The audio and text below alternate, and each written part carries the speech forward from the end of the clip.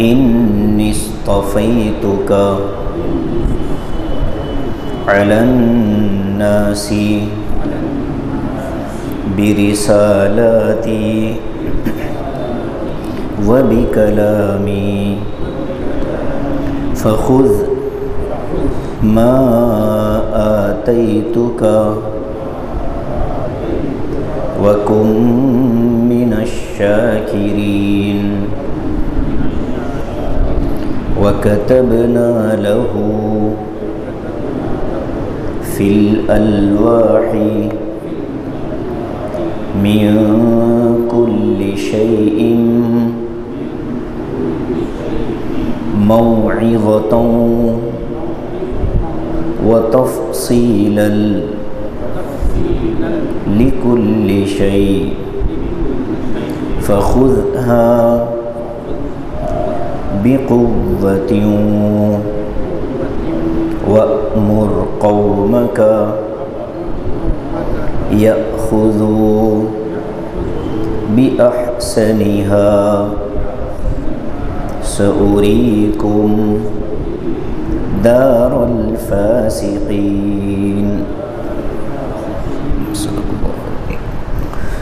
قال یا موسیٰ، اللہ تعالیٰ کا ارشاد ہوا، اے موسیٰ انی اصطفیتک علی الناس، میں نے لوگوں میں تمہیں چنا ہے، برسالاتی و بکلامی، لوگوں کے لیے رسول بننے کے لیے اور مجھ سے کلام کرنے کے لیے۔ فخذ ما آتیتک، لے لو جو کچھ میں نے تم کو دیا ہے، وکن من الشاکرین، اور شکر گزار بندوں میں ہو جاؤ۔ وکتبنا لہ فی الالواح، اور ہم نے اس کتاب کو تختیوں میں لکھ دیا ہے، من کل شیء موعظۃ، ہر نصیحت کی بات، وتفصیلا لکل شیء، اور ہر چیز کی تفصیلات۔ فخذها بقوۃ، آپ اس کو طاقت کے ساتھ، اہتمام کے ساتھ پکڑ لیجئے۔ وَأْمُرْ قَوْمَكَ، اور اپنی قوم کو حکم دیجئے، يَأْخُذُوا بِأَحْسَنِهَا، کہ وہ تورات کے ان اچھے اچھے احکام کو مضبوطی سے پکڑ لیں۔ سَأُرِيكُمْ دَارَ الْفَاسِقِينَ، ان قریب میں تم کو فاسق لوگوں کا ٹھکانہ بتاؤں گا۔ یہ دو آیتیں ہیں حضرت موسیٰ علیہ السلام کی قوم سے رخصتی اور کوہ طور پر جا کر کے اللہ تعالیٰ کے دیدار کا مطالبہ کرنے کے بعد۔ لن ترانی، اللہ نے فرما دیا تھا کہ تم مجھے نہیں دیکھ سکتے۔ اب حضرت موسیٰ علیہ السلام چونکہ اللہ کے محبوب نبی ہیں اور جلیل القدر نبی ہیں، 5 بڑے انبیاء میں ان کا شمار ہوتا ہے، اولو العزم پیغمبروں میں ہیں، اور اللہ تعالیٰ نے ان سے کلام فرمایا، کلیم اللہ ہے۔ اب اتنے محبوب شخص کی طرف سے ایک مطالبہ ہوا کہ اللہ میں آپ کو دیکھنا چاہتا ہوں، تو اللہ تعالیٰ نے ان کو منع فرما دیا کہ تم مجھے نہیں دیکھ سکتے۔ جب اپنے اور محبوب لوگ کسی چیز کو مانگیں اور وہ ان کے مناسب نہ ہو، اس کا دیا جانا یا اس مطالبے کا پورا کیا جانا ان کے حال کے مناسب نہ ہو، یا یہ کہ انہوں نے ایسی چیز مانگ لی جو ان کو برداشت نہ ہوتی ہو، جیسے حضرت موسیٰ نے مطالبہ کیا دیدار الہی کا، اور دیدار الہی دنیا میں ناممکن ہے انسانی آنکھوں کے لیے، تو اللہ تعالیٰ نے منع کر دیا۔ تو ایک انسان کی فطرت ہے کہ ابھی بات کر رہے تھے، گفتگو فرما رہے تھے، اور ابھی اچانک سے ایک مطالبہ کیا تو منع کر دیا، تو ایک طرح سے حضرت موسیٰ کے دل کو تکلیف پہنچنے کا امکان ہے کہ بھئی میں نے مانگا، اللہ تعالیٰ نے دیدار نہیں کروایا، اس کے لیے کیا مشکل ہے۔ تو اللہ تعالیٰ نے حضرت موسیٰ کے دل کو ان خیالات سے بچانے کے لیے ان کو دوسری نعمتیں یاد دلا دی۔ فرمایا کہ موسیٰ کیا ہوا اگر میں نے تم کو اپنا دیدار نہ کروایا تو کیا ہوا؟ ایک ہی تو مطالبہ میں نے پورا نہیں کیا، باقی لوگوں میں نے تم کو منتخب کیا، تمہیں چنا رسول بنانے کے لیے، یعنی کہ میں نے پوری بنی اسرائیل میں تم کو رسول بنایا، اور پوری بنی اسرائیل کی قوم میں نے تم سے گفتگو کی، تم سے کلام کیا۔ تو یہ دونوں نعمتیں کیا کچھ کم ہیں کہ تم دل برداشتہ ہو جاؤ؟ تو اس کو یہاں بیان کیا گیا۔ قال یا موسیٰ، ارشاد ہوا اللہ کی طرف سے کہ اے موسیٰ، آپ کو مزہ کب آئے گا، میں اوپر سے اس کو ترجمہ لے کر چلتا ہوں، پھر آپ کو لطف آئے گا۔ حضرت موسیٰ علیہ السلام جب طور پر آئے اللہ تعالیٰ کی مقررہ مدت کو پورا کرنے کے لیے، اور ان کے رب نے ان سے کلام فرمایا، تو موسیٰ علیہ السلام نے شوق کے مارے یوں کہا، اے میرے پروردگار، مجھے اپنا آپ دکھلا دیجئے۔ اللہ نے فرمایا تم مجھے ہرگز نہیں دیکھ سکتے، ہاں اس پہاڑ کی طرف دیکھتے رہو، اگر وہ اپنی جگہ قائم ہے تو تم مجھے دیکھ پاؤ گے۔ پھر جب اللہ تعالیٰ نے پہاڑ پر اپنی تجلی ظاہر فرمائی تو پہاڑ کو ریزہ ریزہ کر دیا، اور موسیٰ علیہ السلام بے ہوش ہو کر گر پڑے۔ جب ان کو ہوش آیا تو انہوں نے فرمایا کہ میں اللہ تیری تسبیح بیان کرتا ہوں، تو ہر چیز سے پاک ہے، اور میں آپ کے دربار میں توبہ کرتا ہوں، اور دنیا میں کوئی آپ کو نہیں دیکھ پائے گا، اس پر میں سب سے پہلے ایمان لاتا ہوں۔ تو جب حضرت موسیٰ نے یہ کہا تو اللہ کی طرف سے یہ ارشاد ہوا کہ اے موسیٰ، یقیناً میں نے تم کو لوگوں میں چن کر منتخب کر لیا۔ استفیتک، منتخب کر لینا، حضور اقدس صلی اللہ علیہ وسلم کا ایک لقب ہے مصطفیٰ۔ استفا کہتے ہیں کسی کو چن لینا، اجتبا، مجتبا، مصطفیٰ، مرتضیٰ، یہ سارے کے سارے القاب ہیں۔ کسی کو پسند کر لینا، کسی کو اپنا بنا لینا، چن کر کے ممتاز کر دینا۔ نبی علیہ السلام کو مصطفیٰ کیوں کہا جاتا ہے کہ اللہ تعالیٰ نے آخری نبی ہونے کی حیثیت سے آپ کو چنا اور آپ کو منتخب فرمایا۔ یہی اللہ تعالیٰ فرماتے ہیں کہ میں نے موسیٰ کو، آپ کو لوگوں کے اندر سے چن کر منتخب کیا، برسالاتی، لوگوں میں میرا پیغام پہنچانے کی خاطر۔ اور یہ ایسا اعزاز اور ایسا امتیاز ہے کہ یہ پوری بنی اسرائیل میں تمہارے علاوہ کسی اور کو نہیں ملا۔ تو کیا ہوا، میں نے تمہیں ایک چیز تمہاری میں نے پوری نہیں کی، اس کے علاوہ اتنی نعمتیں تمہارے پاس ہیں جو دوسری بنی اسرائیل کے پاس نہیں ہیں، وہ بھی کلامی، اور مجھ سے گفتگو اور ہم کلامی کے لیے بھی میں نے تم کو چنا۔ فخذ ما آتیتک، لہٰذا اب یہ جو کتاب میں تم کو دے رہا ہوں یہ لے لو اور شکر کرنے والے بندے بن جاؤ۔ آیت کا مطلب واضح ہوا ہے کہ اللہ تعالیٰ نے حضرت موسیٰ کو نہ ملنے والی نعمت پر زیادہ افسوس نہ کرتے ہوئے پہلے سے موجود نعمتوں کی شکر گزاری کی ترغیب دلائی، اور یہی ہماری زندگی کی کامیابی کا سب سے بڑا سبق ہے۔ ہم اسی وقت خوش ہو سکتے ہیں جب اپنے پاس موجود نعمتوں کی قدردانی کے ساتھ شکر ادا کرتے رہیں۔ اگر ہم زندگی بھر دوسروں کی نعمتوں کو دیکھ کر افسوس کرتے رہیں تو زندگی ختم ہو جائے گی، حسرت باقی رہ جائے گی۔ اس لیے اللہ تعالیٰ نے جو نعمتیں ہم کو دے رکھی ہیں، سر سے پیر تک انسانی جسم اگر ہم دیکھ لیں، بہت سے لوگوں کو اللہ تعالیٰ نے ان نعمتوں سے محروم رکھا ہے۔ ہم نے اللہ کی نعمتوں کو اپنے حساب سے تقسیم کر دیا۔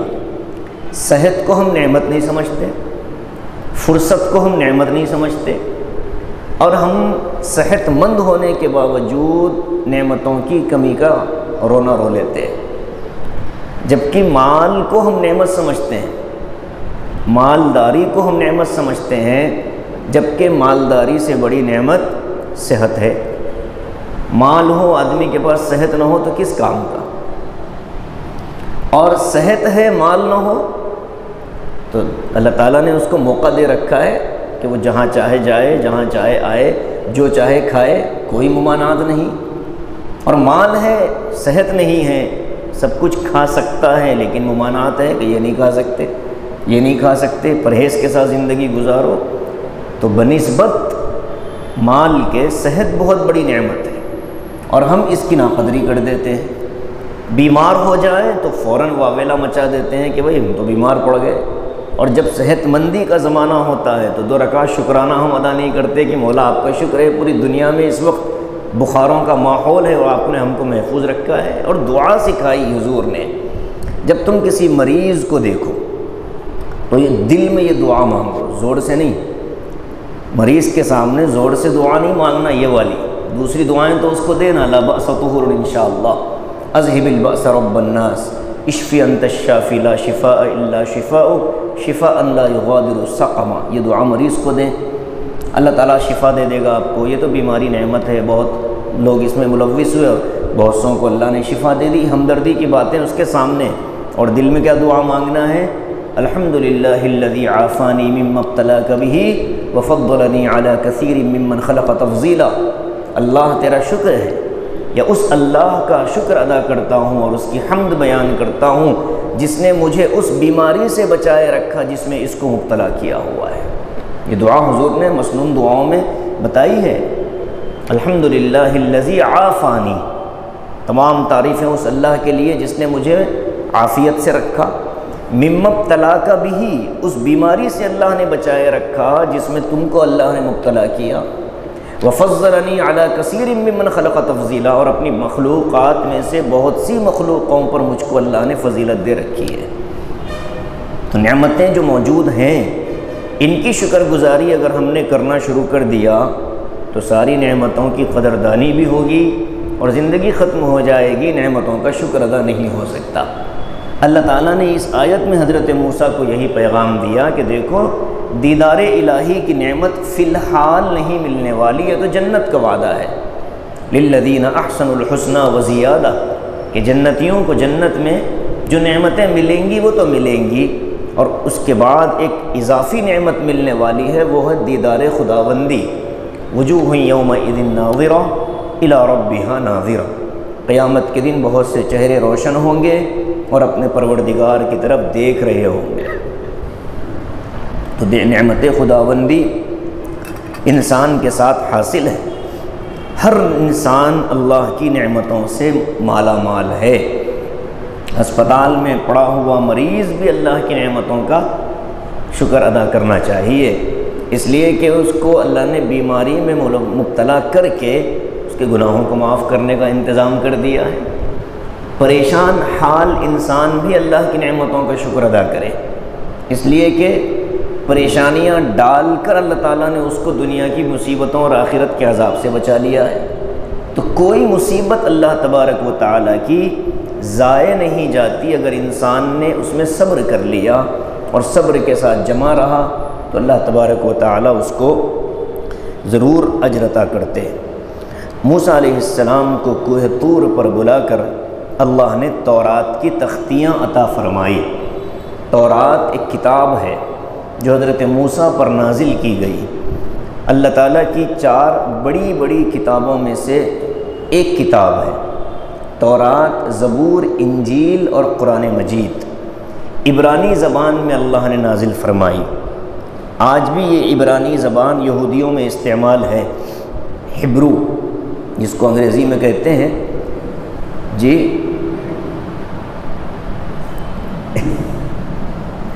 تو یہ زبان دنیا میں پائی جاتی ہے، اسرائیل کی قانونی زبان ہے اور یہودی مذہب کی مقدس زبان مانی جاتی ہے۔ جیسے اسلام میں عربی کو قرآن کی زبان مانتے ہیں، عبرانی کو تورات کی زبان مانا جاتا ہے۔ توریت اور تورات دونوں الفاظ صحیح ہیں۔ قرآن کے اندر جہاں بھی آیا ہے تورات آیا ہے، اب چونکہ توریت اردو زبان میں مستعمل ہے اس لیے توریت کہنا بھی جائز ہے، تورات کا کہنا بھی جائز ہے، لیکن یہ ہے کہ جب قرآن میں لفظ آئے تو جیسا لکھا ہوتا ہے ایسے ہی پڑھنا ضروری ہے۔ تو تورات جو نازل ہوئی حضرت موسیٰ پر، یہ ایک ساتھ لکھی ہوئی تختیوں پر دے دی گئی۔ تختیاں کتنی تھیں؟ مفسرین نے اس پر گفتگو کی، کسی نے کہا کہ 10 سے کم تھی، کسی نے کہا کہ 2 تھی۔ اللہ اعلم بالحقیقہ، حقیقت کیا ہے یہ اللہ جانتے ہیں، اس لیے ہم تو اتنا ایمان لاتے ہیں کہ اللہ تعالیٰ نے تورات کو تختیوں پر لکھ کر حضرت موسیٰ علیہ السلام کو تیار کتاب دے دی تھی۔ وَكَتَبْنَا لَهُ فِي الْأَلْوَاحِ، لوح تختی کو کہتے ہیں۔ اب یہ تختی کس چیز کی بنی تھی اللہ اعلم، اللہ جانتے ہیں کس چیز کی بنی تھی، نہ قرآن میں ذکر ہے نہ حدیث میں تفصیل ہے، نہ ہمیں تحقیق کی کوئی ضرورت ہے۔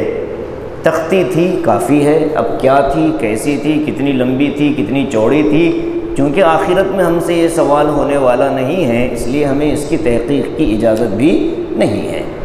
جو سوال آخرت میں نہیں پوچھا جانے والا ہے اس کے پیچھے پڑنا نہیں چاہیے، جو سوال پوچھا جانے والا ہے اس کی فکر ہم کو کر لینی چاہیے۔ تو حضرت موسیٰ علیہ السلام کو جو کتاب ملی وہ ایک مشت دے دی گئی، ایک مشت کا مطلب ہے ایک ساتھ دے دی گئی، فرشتوں نے لا کر کے اس کوہ طور پر حضرت موسیٰ کو دے دیا۔ اب اس کا بھی ایک قصہ مفسرین نے لکھا ہے کہ یہ کیسے ہوا۔ جب دیدار خداوندی ہوئی، کیا مسئلہ ہے بھائی، کیا ادھر ادھر انتشار مچا رہے ہو، کیا مسئلہ ہے؟ ہاں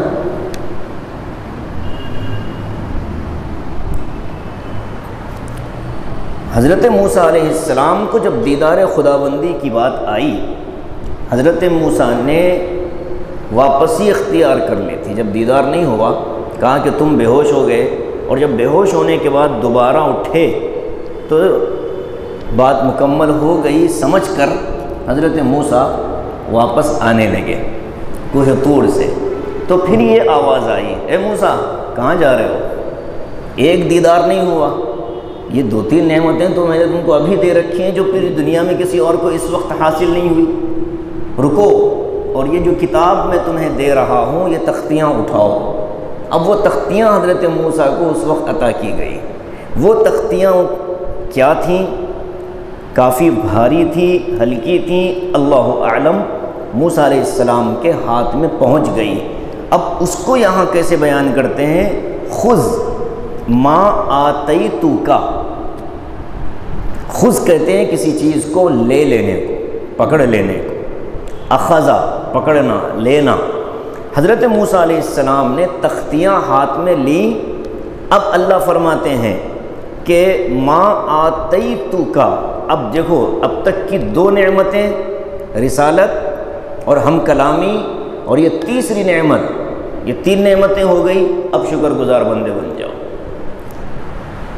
آتیتک، جو میں نے تم کو دے دی ہیں، تینوں نعمتیں اللہ نے دے دی۔ رسول بنا دیا گیا، پہلے تو نبوت عطا کی گئی جب مدین سے واپس آ رہے تھے، راستے میں آگ کی روشنی دیکھی حضرت صفورہ کے ساتھ، اور پھر وہ سارا واقعہ جو میں نے گزشتہ بھی سنایا۔ اس کے بعد یہاں رسالت کی ذمہ داری آ رہی ہے کہ اب قوم کے اندر یہ چیز لے کر کے جاؤ۔ حضرت فرماتے ہیں کہ یہ 3 نعمتیں تم کو میں نے دی ہیں، اس کو مضبوط پکڑنا۔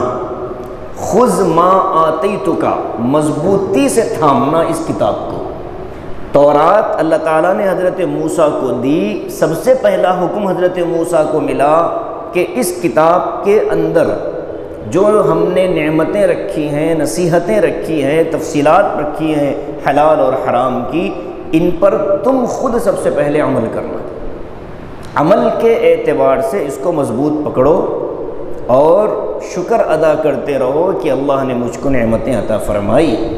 اس سے علماء نے نقطہ بیان کیا کہ ہر روز ایمان والوں کو اس بات پر شکر ادا کرنا چاہیے کہ اللہ نے ہم کو ایمان کی دولت دی۔ اس بات پر اللہ کا شکر ادا کرنا کہ اللہ نے ہم کو ایمان کی دولت دی۔ اب اس کا آسان طریقہ سبحان اللہ، الحمدللہ، اللہ اکبر، لا الہ الا اللہ، یہ سب سے آسان طریقہ ہے شکر گزاری کا۔ انسان کو ہم شکریہ کیسے ادا کرتے ہیں؟ بھئی آپ نے مجھے پانی پلایا، میں کیا کہوں گا؟ جزاکم اللہ، جزاک اللہ۔ انسانوں کو ایک دوسرے کو شکریہ ادا کرنے کے لیے جو الفاظ ہیں وہ ہے جزاک اللہ۔ اللہ تعالیٰ کا شکر کیسے ادا ہوگا؟ الحمدللہ سے۔ زبان سے جب بندے نے کہہ دیا الحمدللہ، بھئی کہتے ہیں نا الحمدللہ میں امتحان میں کامیاب ہو گیا، الحمدللہ پروگرام ہمارا بڑا کامیاب رہا، پانی کا گھونٹ جسم میں گیا الحمدللہ، لقمہ پیٹ میں گیا الحمدللہ، نیند سے بیدار ہوئے الحمدللہ، بیت الخلاء سے باہر نکلے غفرانک الحمدللہ، کسی منزل پر اترے سواری سے الحمدللہ، کسی منزل پر جانے کے لیے سواری میں بیٹھے الحمدللہ۔ یہ ہے قدم قدم پر شکریہ ادا کرنے کے الفاظ، اللہ تعالیٰ نے ہم کو نبی کے ذریعے سے سمجھا دیے۔ اگر انسان کچھ نہ کرے، ان دعاؤں کا اور ان مواقع کی شکر گزاری کو ذہن میں رکھ کر کے اگر اللہ کا شکر ادا کرنا شروع کر دے تو وَكُم مِّنَ الشَّاكِرِينَ، شکر گزار بندوں میں شامل ہو جاؤ کا جو حکم ہے اس میں ہم بھی شامل ہو سکتے ہیں، اور یہ حکم ہمارے لیے بھی ہے کہ تم بھی شکر گزار بندے بنو اللہ کے۔ تو ایمان والوں کو ایمان کی نعمت پر شکر ادا کرنا چاہیے، اور اس کے بعد پھر جائزہ لیں اپنی زندگی کا کہ ہم نے کتنی نعمتیں اللہ کی استعمال کر رکھی ہیں، ان پر پھر انسان کو شکر ادا کرتے رہنا چاہیے۔ اب حضرت موسیٰ علیہ السلام وہ تختیاں ہاتھ میں لے کر کے جب چلنے لگے تو فرمایا اس میں کیا ہے یہ بھی سن لو۔ حضرت موسیٰ کو فرمایا کہ اس میں کیا ہے، تفصیلات معلوم کر لو کہ اس میں کیا ہے۔ وَكَتَبْنَا لَهُ فِي الْأَلْوَاحِ، ہم نے ان تختیوں میں لکھ دیا۔ قرآن کریم کے متعلق کہیں بھی یہ لفظ ہم کو نہیں ملتا۔ ہم نے نازل کیا، ہم نے اتارا، ہم نے بھیجا، یہی الفاظ ملتے ہیں۔ ہم نے لکھا کا لفظ قرآن پاک کے بارے میں نہیں آتا۔ یہ ہے امتیاز قرآن مقدس کا کہ اللہ تبارک و تعالی نے انبیاء سابقین کو جو کتابیں دیں وہ لکھی ہوئی دے دیں، وہ پڑھنا جانتے تھے، پڑھ لیے۔ ہمارے نبی صلی اللہ علیہ وسلم کو جو کتاب مقدس عطا کی گئی وہ لکھی ہوئی حالت میں نہیں بلکہ قلب پر اور کانوں کے ذریعے سے آپ کو پوری قرآن کریم پیش کی گئی۔ کسی فرشتے نے لا کر آپ کو کوئی لکھی ہوئی تحریر پیش نہیں کی، بلکہ فرشتہ یا تو دل میں بات ڈال دیتا تھا یا پڑھ کر سنا دیتا تھا۔ حضور پاک صلی اللہ علیہ وسلم جبرائیل کے پڑھنے کے بعد خود پڑھتے تھے۔ کبھی ایسا ہوتا تھا کہ کوئی آیت بڑی لمبی ہو گئی، لمبی آیت آ گئی، جیسے بہت سی آیتیں قرآن پاک میں لمبی ہیں، چھوٹی آیتیں بھی ہیں، لمبی بھی ہیں، تو لمبی آیت جبرائیل پڑھتے تو جبرائیل امین کے آیت مکمل کرنے سے پہلے بھی آقا علیہ السلام کبھی پڑھنا شروع کر دیتے تھے کہ محفوظ ہو جائے۔ تو قرآن نے آپ کو فرمایا کہ میرے حبیب ابھی نہیں، جب یہ پڑھ کر رک جائیں پھر آپ پڑھیں، اور آپ یہ نہ سمجھیں کہ آپ بھی اتنا لمبا پڑھ پائیں گے کہ نہیں، آپ کو پڑھوانا ہماری ذمہ داری ہے۔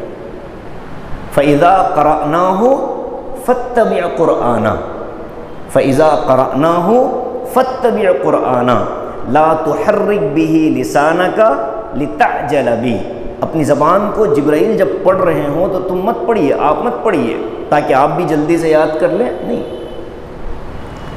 آپ اطمینان رکھیں جب ہمارا فرشتہ پڑھ لے پھر آپ پڑھیں۔ فَاتَّبِعْ قُرْآنَ، اس کے پڑھنے کی نقل کریں۔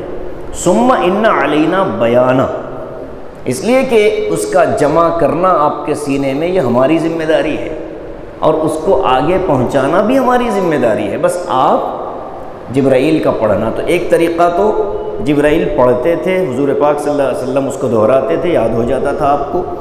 ایک آپ کے قلب پر اللہ تعالیٰ براہ راست اتار دیتا تھا، اس سے بھی آپ وحی آتی تھی قرآن کی آیتیں، اور ایک کانوں میں گھنٹیاں بجنے جیسی آواز آتی اور اس کے بعد قرآن کی آیتیں سنائی دیتی۔ یہ بھی وحی کا ایک طریقہ ہوتا تھا۔ 3 طریقوں سے وحی آتی تھی۔ ایک تو فرشتہ کبھی انسانی شکل میں آ کر بھی، اور کبھی فرشتہ اپنی حقیقی شکل میں آ کر بھی، اور کبھی قلب رسول پر اللہ تبارک و تعالیٰ کی طرف سے براہ راست، اور پھر کبھی مثل سلسلۃ الجرس، گھنٹوں کے چلنے کی جو آواز آتی، اچانک ایسی آواز شروع ہوتی، آپ خاموش ہو جاتے، وہ آواز بند ہوتی، آس پاس کے لوگوں کو سنائی نہیں دیتی تھی، وہ آواز بند ہوتی اور اس کے بعد قرآن کریم کی آیتیں سنائی جاتی۔ یہ جو تیسرا مرحلہ تھا، حضور فرماتے ہیں کہ یہ میرے لیے بڑا تکلیف دہ ہوتا تھا۔ سخت سردی کے عالم میں آپ کی پیشانی مبارک پر پسینے کی بوندیں آ جاتی تھی وحی کی شدت کی وجہ سے۔ اور ایک صحابی کہتے ہیں کہ ایک مرتبہ آپ صلی اللہ علیہ وسلم تشریف فرما ہے مجلس میں، اور آقا کا گھٹنا میرے پیر کے اوپر تھا۔ قریب جب بیٹھتے ہیں لوگ تو اتفاق سے گھٹنے لگ جاتے ہیں۔ اچانک وحی شروع ہو گئی، مجھے ایسا لگا کہ میرا گھٹنا ٹوٹ جائے گا، یعنی اتنا آپ پر مرحلہ شدت والا آتا تھا۔ اونٹنی پر آپ سوار ہوتے اور وحی اچانک شروع ہوتی تو اونٹنی وحی کی ہیبت کی وجہ سے بیٹھ جاتی تھی زمین پر۔ تو یہ مقام ہے قرآن کے نزول کا۔ اتنے مرحلوں میں اللہ نے قرآن کو اتارا، اور 23 سال کا عرصہ لگا، اور 23 سال میں بھی ابتدائی 3 سال وحی نازل نہیں ہوئی۔ اقرأ بسم ربک الذی خلق کے بعد یا ایھا المزمل وغیرہ صورتوں کے نازل ہونے میں وقت لگا۔ 3 سال تک وحی رکی رہی، فترت کا زمانہ۔ حضور صلی اللہ علیہ وسلم باہر نکل جاتے تھے، چونکہ ایک تو قلب سے تعلق قائم ہو گیا تھا عرش کا، جبرائیل نے سینے سے لگایا، قریب کیا، اللہ تعالیٰ کے عرش سے جو نور لے کر کے آئے تھے جبرائیل امین، اس کو منتقل کیا حضور پاک صلی اللہ علیہ وسلم کے قلب کے اندر، اور آپ کے سینے کو عرش سے اب جب براہ راست رابطہ ہو گیا تو حضور صلی اللہ علیہ وسلم کو بے چینی ہوتی تھی وحی کے نہ آنے کی وجہ سے۔ اب آپ صلی اللہ علیہ وسلم نکل جاتے، کبھی گھر کے باہر ہیں، کبھی پہاڑ پر کھڑے ہیں، کبھی بے چین و بے قرار آسمان کی طرف دیکھ رہے ہیں، تو پھر لوگوں نے مذاق اڑانا شروع کیا تھا کہ لوگوں دیکھو دیکھو اس کے رب نے اس کو چھوڑ دیا ہے۔ حضور بڑے بے چین تھے، تو حضور کی تسلی کے لیے قرآن کریم کی صورت نازل ہوئی، وَالضُّحَىٰ وَاللَّيْلِ إِذَا سَجَىٰ مَا وَدَّعَكَ رَبُّكَ وَمَا قَلَىٰ۔ آپ کے اے حبیب، آپ کے رب نے آپ کو نہیں چھوڑا، وَدَّعَكَ ودا نہیں کیا، آپ کو تنہا نہیں کیا، وَلَلْآخِرَةُ خَيْرٌ لَكَ مِنَ الْأُولَىٰ، دنیا کے معاملات سے بہتر ہے آپ کو، آخرت کی زندگی آپ کی اچھی ہونے والی ہے۔ اس طرح سے نصیحتوں کے ساتھ قرآن نازل کیا گیا۔ تورات کا معاملہ آپ نے دیکھا، لکھی ہوئی کتاب تختیوں کے اوپر دے دی گئی اور فرما دیا گیا کہ اس کے اندر کیا ہے، من کل شیء موعظہ، اس میں ہر چیز کے لیے نصیحت ہے۔ اب نصیحت ہم سنتے تو رہتے ہیں بار بار، نصیحت نصیحت نصیحت، یہ نصیحت ہے کیا؟ واعظ نصیحت، تو یہ کہتے کس کو ہیں؟ ایک تو نصیحت کے موٹے معنی ہے خیر خواہی، کسی کی خیر خواہی۔ اچھا، خیر خواہی چاہنا بھی لفظ غلط ہے، آب زمزم کا پانی جیسے غلط ہے، شب قدر کی رات جیسے غلط ہے، حجر اسود کا پتھر جیسے غلط ہے، ایسے ہی خیر خواہی چاہنا بھی غلط ہے۔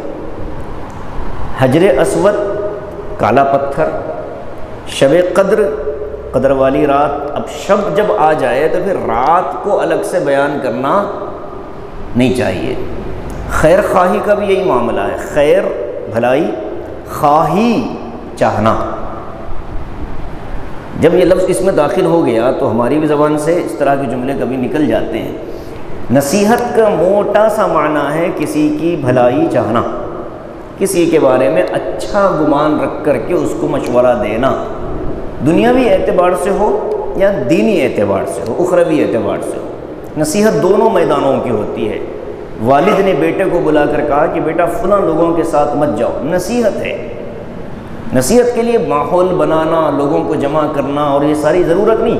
کسی بھی انسان نے کسی بھی انسان کو اس کی بھلائی کی خاطر کوئی بھی مشورہ دیا ہو، یہ نصیحت میں داخل ہے،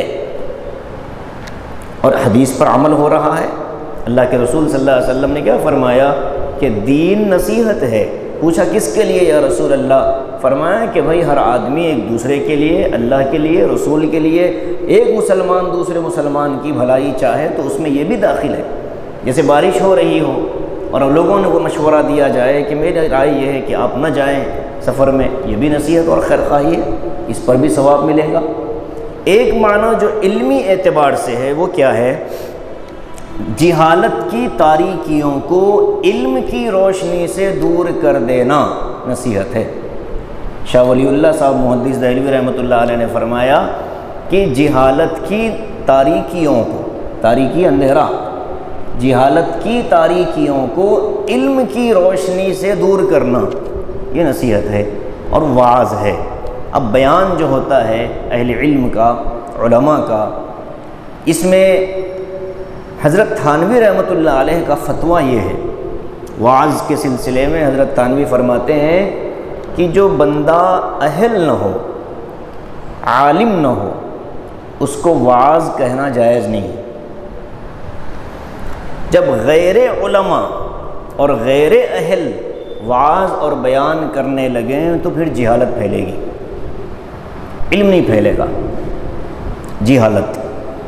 اس لیے حضرت تھانوی رحمۃ اللہ علیہ کے پاس ضابطہ تھا کہ مجلس میں کتنا ہی بڑا بزرگ اللہ والا بیٹھا ہو، عالم سے بیان کرواتے تھے، چاہے عمر میں چھوٹا ہو، تجربے میں کم ہو، لیکن علم میں بہرحال عالم عالم ہوتا ہے۔ حضرت تھانوی کا یہ فتویٰ امداد الفتاویٰ میں لکھا ہے، اور الحمدللہ ہمارا اس پر عمل ہے کہ ہم اپنی کرسی پر اپنی موجودگی میں کسی غیر عالم کو نہیں بٹھاتے، اس لیے کہ اس سے وعظ کی بھی توہین ہوگی اور اکابر کے فتووں کا بھی مذاق بنے گا، جہالت عام ہوگی، اور جہالت جب عام ہوگی تو پھر انسان اپنے راہ حق سے محروم ہونا شروع ہو جائے گا۔ تو موعظت کا مطلب واضح ہوا ہے، وعظ اور نصیحت۔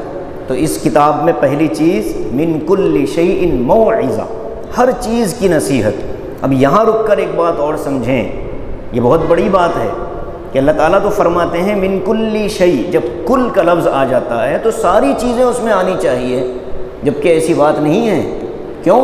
اس لیے کہ تورات جو تھی یہ لیمیٹڈ ٹائم کے لیے اللہ تعالیٰ نے نازل فرمائی تھی۔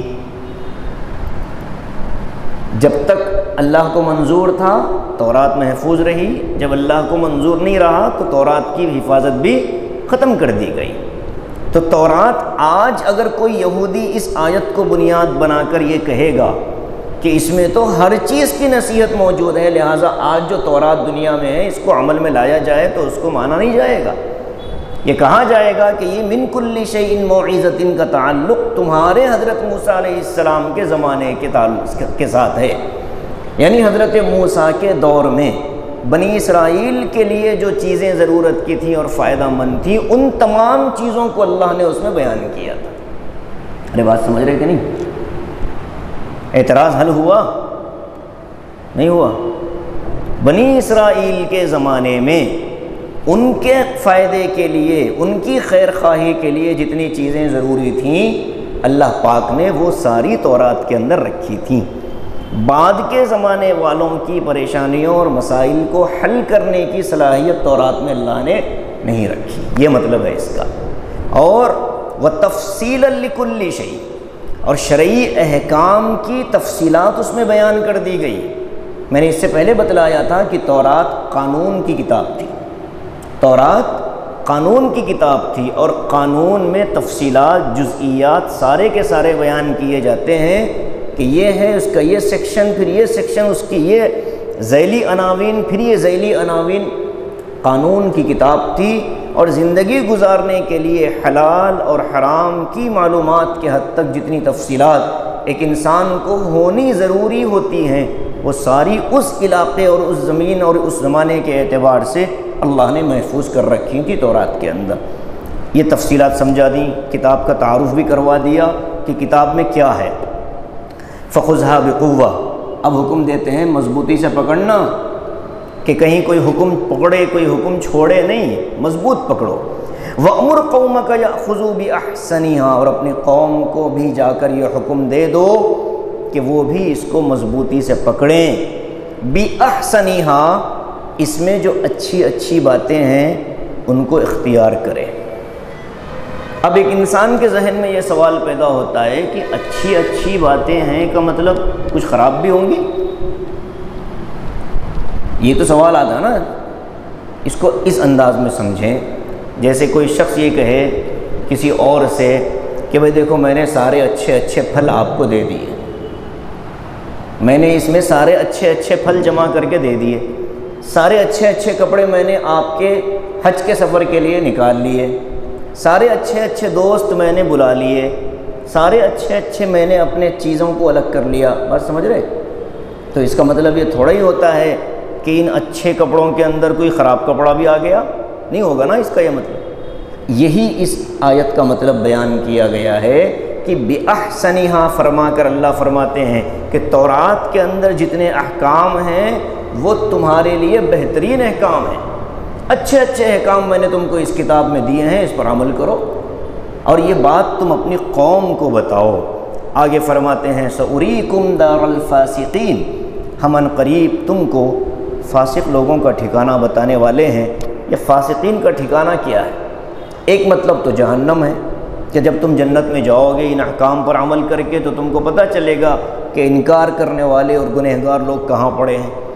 دوسرا مطلب دوسرا مطلب یہ ہے کہ اللہ تعالیٰ نے اب اس وقت جو فلسطین اور ملک شام کا علاقہ ہے، یہ علاقہ عمالقہ قوم کی تسلط میں تھا، وہاں پر عمالقہ آباد تھے، تو اللہ نے وعدہ فرما دیا کہ ہم تم کو فلسطین اور بیت المقدس اور ملک شام جو تمہارا اصلی وطن تھا وہاں ہم تم کو دوبارہ آباد کریں گے۔ تم اپنی آنکھوں سے دیکھ لو گے کہ جو علاقہ تمہارے دشمنوں کا تھا، گنہگاروں کا، وہ اب تم کو ملنے والا ہے۔ پیچھے آیتوں میں اس کا اللہ نے وعدہ بھی کر رکھا ہے۔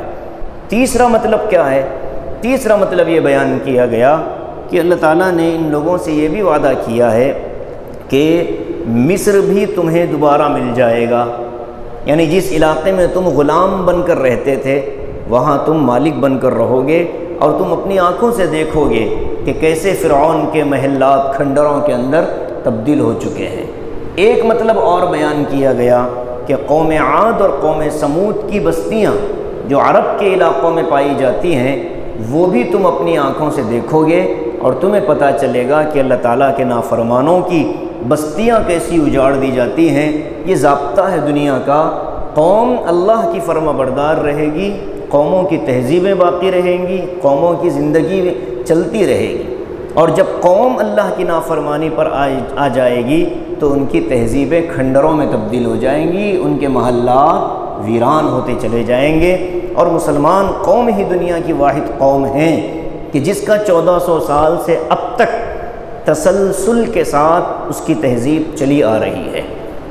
پوری دنیا میں کہیں نہ کہیں ایک خطہ، ایک جماعت، ایک قوم ایسی ہوتی ہے جو پیغمبر اسلام صلی اللہ علیہ وسلم کی تعلیمات کو مکمل طور پر عمل کرتی رہی ہے، چاہے زمانہ کتنا ہی مخالف کیوں نہ ہو۔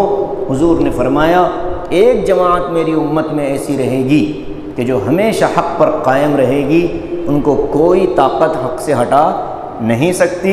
اس جماعت کو بڑی حضور نے فضیلتیں اس کی بیان فرمائی ہیں، تو یہ صرف اسلام کے ساتھ باقی ہے کہ اس کی تہذیب 1450 سال سے آج تک تسلسل کے ساتھ برقرار ہے، اور پہلی مرتبہ جو غار حرا میں آیتیں نازل ہوئی آج تک وہی آیتیں ہمارے پاس موجود ہیں، ذرہ برابر اس میں کوئی تبدیلی نہیں، اس میں کوئی تغیر نہیں۔ دنیا کی دیگر قوموں کے پاس معاملہ کیا ہے؟ ہندوستان کی انجیل الگ ہوتی ہے، بر صغیر کی انگلستان کی الگ ہوتی ہے، ایسے ہی معاملہ تورات کا ہے، ایسے ہی معاملہ دوسرے دھرم کی کتابوں کا ہے کہ وہاں پر کوئی اتھینٹسٹی باقی نہیں رہی۔ ہر مذہب والا پنڈت کی باتیں، پجاری کی باتیں، راہب کی باتیں، یا کیا کہتے ہیں اس کو، رہبان کی باتیں، ربی کی باتیں سن کر کے اسی کو دین سمجھتا ہے۔ قرآن جب تک ہماری کتاب موجود ہے، یہاں کوئی عالم، کوئی مولوی، کوئی مفتی، کوئی مفسر اپنی طرف سے کوئی بات بیان نہیں کر سکتا۔